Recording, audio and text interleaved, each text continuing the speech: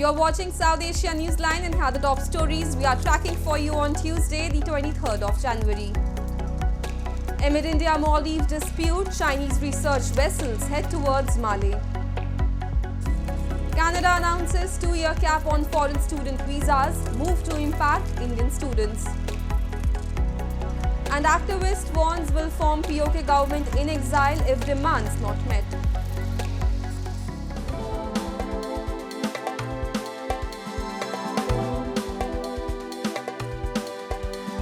And now for all the details. Amid strained ties with New Delhi, a Chinese research vessel similar to the type against which India had previously expressed objections due to its operations near Sri Lanka is expected to reach Maldives within a couple of weeks, reports have suggested. China has the largest fleet of research vessels in the region, which experts believe serve both scientific and military purposes. Researcher Damien Seaman, in a post on X, informed that Chinese research vessel Yanghong 3 is entering the Indian Ocean region, displaying its destination as Mali.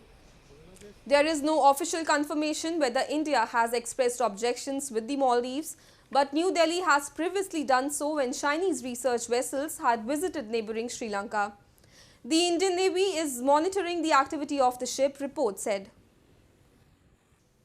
Moving on, Canada has announced that it is imposing an immediate 2-year cap on international student visas to curb the impact of housing crisis and target institutional bad actors.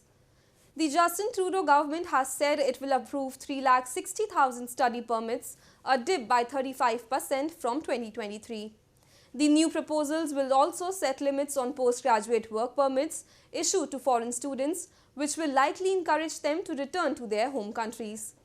The development will have a big impact on Indian students, which constitute the largest group of students in Canada. Notably, the number of study permits Canada issued to Indian students has already fell sharply since last year after the diplomatic spat between New Delhi and Ottawa. Canadian Immigration Minister Mark Miller has hinted the number of study permits to Indians is unlikely to rebound soon. And thousands of Hindu devotees on Tuesday thronged the newly inaugurated Ram temple in India's Ayodhya city as it opened for the first time for public viewing. Devotees started gathering outside the doors of the grand temple in biting cold since early hours to offer prayers to deity on the first morning after the consecration ceremony. Devotees believe the temple site is the birthplace of Lord Ram, which was holy to them long before the Mughals raised a temple at the spot to build the Babri Masjid or mosque in 1528.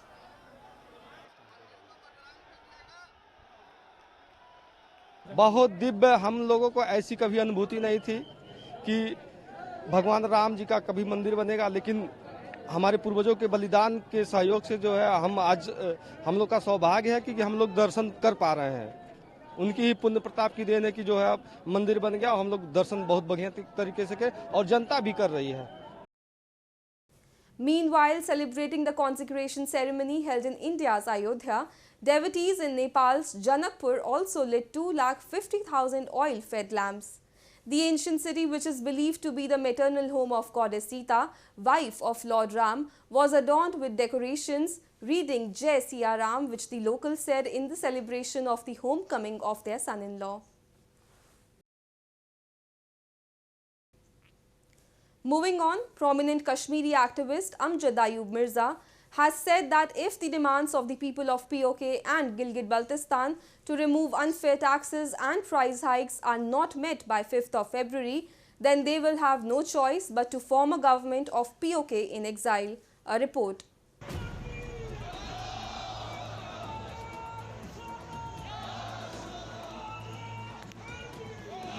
Renowned Kashmiri activist Amjad Ayub Mirza has said that if the demands of the people of Pakistan-occupied Kashmir and Gilgit-Baltistan are not met by 5th of February, then they will have no choice but to form a government of PoK in exile.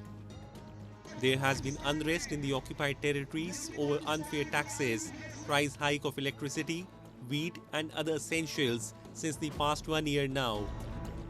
But Islamabad has refused to address these issues. Traders and the Awami Action Committee has announced they will hold massive protests on 5th of February to press their demands. when Pakistan celebrates its so-called Kashmir Solidarity Day. Mirza said Pakistan should better withdraw its troops from the region now and allow legislative assemblies of the occupied territories to become fully sovereign. Pakistani occupied Jammu Kashmir has been a colony of Pakistan for the past 76 years, but we are not going to remain silent, and we declare that if by the 5th of February our demands, the demands of the people, are not met, then they will leave us with no choice but to form a government in exile of PoK and Gilgit Baltistan. Mirza added that people in the region are fed up with Pakistan's occupation and they will no longer bear this exploitation and atrocities.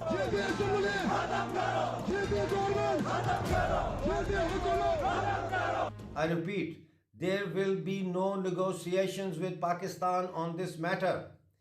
5th of February is our deadline. It's the deadline of a nation that has come out in protest and has said that no more. We are going to take no more insult, no more exploitation, and no more atrocities are going to be allowed upon our people.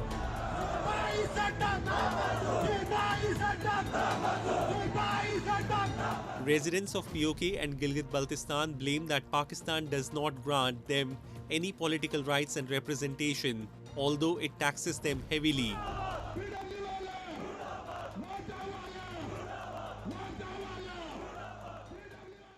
A Taliban official on Monday informed that 4 survivors of a fatal plane crash in northern Afghanistan are in good health and bodies of 2 passengers are being repatriated to Kabul. The charter plane destined for Moscow with 6 people aboard had gone off the radar on Saturday, after which it was reported that it crashed in the mountains in northern Afghanistan. The flight had been carrying out a private medical evacuation from Thailand. Efforts to understand the circumstances leading to the crash continue.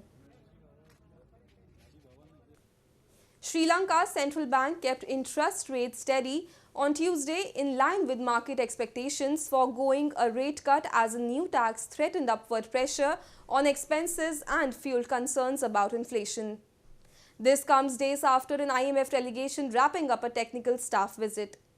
At the start of 2024, the island nation raised its value-added tax to 18% to meet revenue targets under the $2.9 billion IMF program. That could spark a renewed rise in Sri Lanka's key inflation rate, which had eased to 4% at the end of 2023 from a high of 70% in 2022. The island nation will now need to secure agreements with creditors in the next few months to get past the second review of the IMF program due in the first half of 2024. The country's total external debt is $36.4 billion according to latest data. That's all in tonight's edition. We will see you same time tomorrow. Good night.